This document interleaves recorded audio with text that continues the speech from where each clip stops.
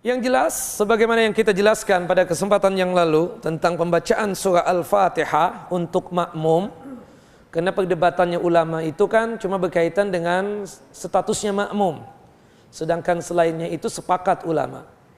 Nah, pendapat yang rajih sebagaimana yang kita jelaskan dalam hadis Abu Hurairah radhiyallahu an, para sahabat membaca surah Al-Fatihah ketika mereka tidak mendengar bacaan Al-Fatihahnya Nabi SAW. Ya, artinya mereka membaca Al-Fatihah atau juga membaca surah setelah Al-Fatihah ketika mereka tidak mendengar bacaan Nabi SAW. Artinya salat apa? Salat sir, salat yang tidak nampak bacaan imam. Zuhur, asar, 1 rakaat yang terakhir salat maghrib, 2 rakaat yang terakhir salat isya.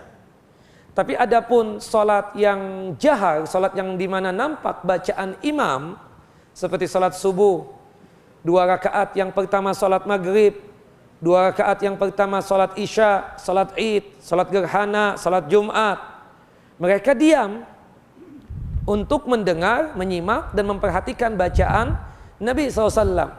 Dan itu sesuai dengan firman Allah Jalla wa'ala di dalam surah Al-A'raf, surah yang ke-7 ayat 204. Wa idza quri'al Qur'an fastami'u lahu wa ansitu la'allakum turhamun.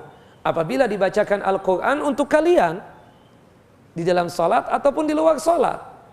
Bahkan Imam Ahmad mengatakan ini asbabun nuzulnya, sebab turunnya ayat ini di dalam salat. Ketika itu salat subuh, Rasulullah membaca, sahabat membaca, ditegur oleh Allah Jalla wa'ala seperti ini.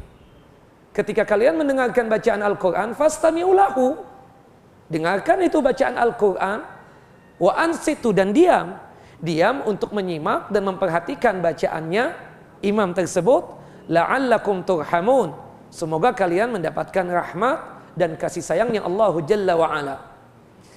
Nah, makmum ingin membaca juga, imam memberikan kesempatan kepada makmum setelah waladhdallin amin, dia diam sejenak.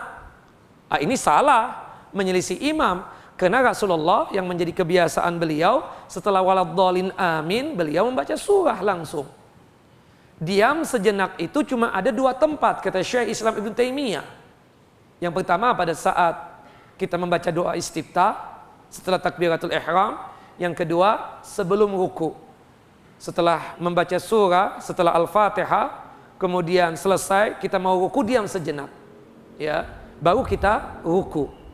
Nah, jadi Bapak, ketika kita memang mendengar bacaannya imam berkaitan dengan surah Al-Fatihah atau surah yang lainnya, kita diam.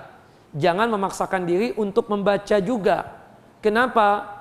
Karena bacaannya imam sudah mewakili bacaan kita, termasuk bacaan surah Al-Fatihah.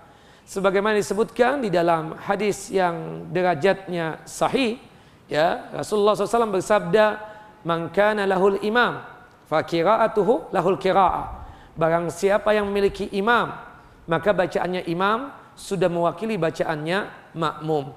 Jadi yakinilah wahai para makmum, ketika antum sudah mendengar bacaan Al-Fatihahnya imam, maka Al-Fatihah yang antum dengarkan tersebut sudah mewakili bacaannya antum. Jadi kita tidak perlu untuk membaca ketika kita mendengar bacaannya imam tersebut. Wallahu a'lam.